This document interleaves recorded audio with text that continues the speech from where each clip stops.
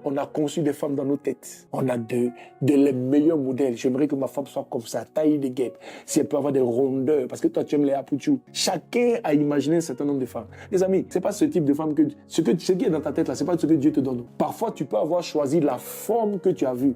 Mais en vérité, en termes de caractère, en termes de présence, en termes de personnalité, cette personne n'existe que dans ta tête.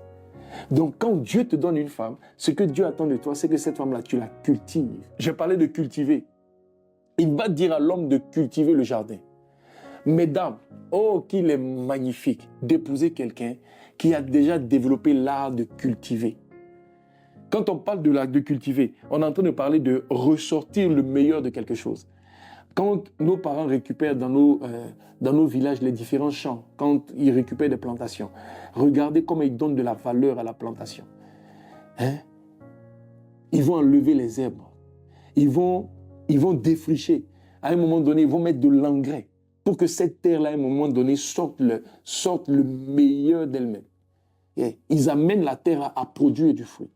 Lorsque vous épousez un homme qui est déjà en train de se déployer de la sorte, vous allez voir que madame, lorsqu'il vous reçoit, il vous rend meilleur. Il vous prend dans une certaine forme, mais il va vous parler, il va vous bâtir, il va vous construire. Il aura des paroles pour que le meilleur de vous-même sorte. C'est quelqu'un qui a appris à cultiver. Un mariage marche parce que monsieur cultive. Il cultivera les enfants que Dieu va leur donner. Yeah, c'est sa responsabilité. Lorsque Dieu vous donne des bébés, ils ne savent pas lire, ils ne savent pas écrire. Ils sont bébés. Mais ce que Dieu attend de nous, c'est qu'à un moment donné, on fasse sortir le meilleur de nos enfants. Donc ce type d'homme-là, vous allez voir qu'ils vont payer des formations pour leurs enfants. Ils vont accompagner leurs enfants à l'école. Ils vont prendre de leur argent pour que les enfants-là deviennent de meilleurs hommes demain. Yes. C'est ça, le caractère de cultiver. C'est ça le caractère de cultiver. Et madame, quand tu viens dans la vie justement d'un homme, c'est de l'aider à cultiver, à faire sortir le meilleur des choses que Dieu met dans sa main. Donc là, je parlais des enfants. Il doit cultiver sa femme, mais il doit cultiver beaucoup d'autres choses. Voilà. Les dons que Dieu lui a donnés doivent servir. C'est ça, celui qui cultive. Alléluia. Et je me souviens de ce que Pasteur Mohamed nous a expliqué pendant des années.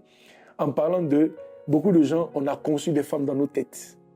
On a de les meilleurs modèles. J'aimerais que ma femme soit comme ça, taille de guêpe. Si elle peut avoir des rondeurs, parce que toi, tu aimes les apouchous.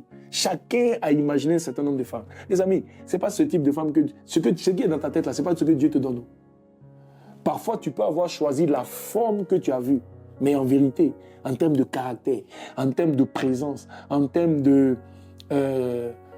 en termes de personnalité, cette personne n'existe que dans ta tête. Donc, quand Dieu te donne une femme, ce que Dieu attend de toi, c'est que cette femme-là, tu la cultives. C'est que tu augmentes sa valeur. Arrête de dire, non, moi, j'ai étudié, je suis à un certain niveau, ma femme ne sait pas se tenir en public. Mon ami, paye des formations pour que ta femme monte en valeur. Yeah, paye des formations, cultive-la, augmente sa valeur. Augmente sa valeur, prends de l'argent, investis en elle et tu verras que la femme-là finira par devenir la femme que tu as dans ta tête. C'est ta responsabilité, cher homme, d'augmenter, de cultiver ta femme, d'augmenter sa valeur. Yes. Ta femme peut être beaucoup plus instruite. Yes. Elle peut apprendre davantage de choses. J'ai dit, tu peux augmenter la valeur de ta femme. Au lieu de te fâcher avec elle, au lieu de passer ton temps à bouder, au lieu de passer ton temps à l'insulter. Parce que, écoute, toutes les paroles méchantes que tu sors là, ça ne fait que la détruire. Donc, au lieu de lui donner la forme qui convient, dans ta façon de cultiver, au lieu de produire la plante que tu veux produire, tu es beaucoup plus en train de détruire. Tu insultes, tu raboues, tu n'es pas en train de donner des compliments. Les amis, c'est une merveilleuse qualité que d'être un cultivateur.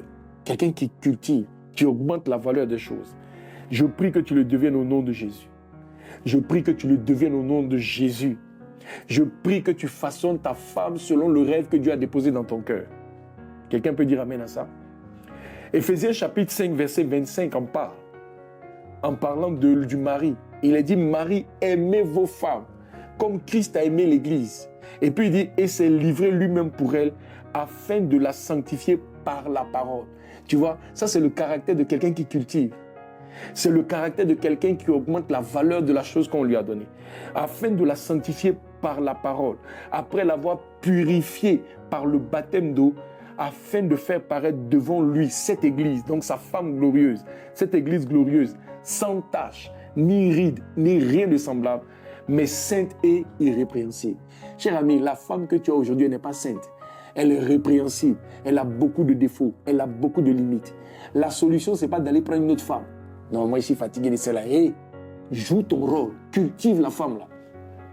Purifie-la, sanctifie-la, enseigne cette femme. Elle peut devenir une meilleure version d'elle-même.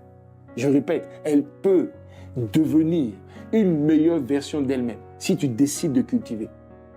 C'est pourquoi tu vois, madame, j'ai dit, marie-toi avec quelqu'un qui a cette notion, qui a ce caractère de cultiver. Ne choisis pas les gens pour les choisir. Alors, dans la prochaine émission, les amis, je vais prendre le temps de parler de la nomination. Mais déjà, je suis en train d'ouvrir l'esprit de quelqu'un pour dire, pour choisir, il faut premièrement que la personne se tienne dans la présence de Dieu. Secondo, que la personne travaille. Troisièmement, que la personne ait cette nature de culture, de cultiver.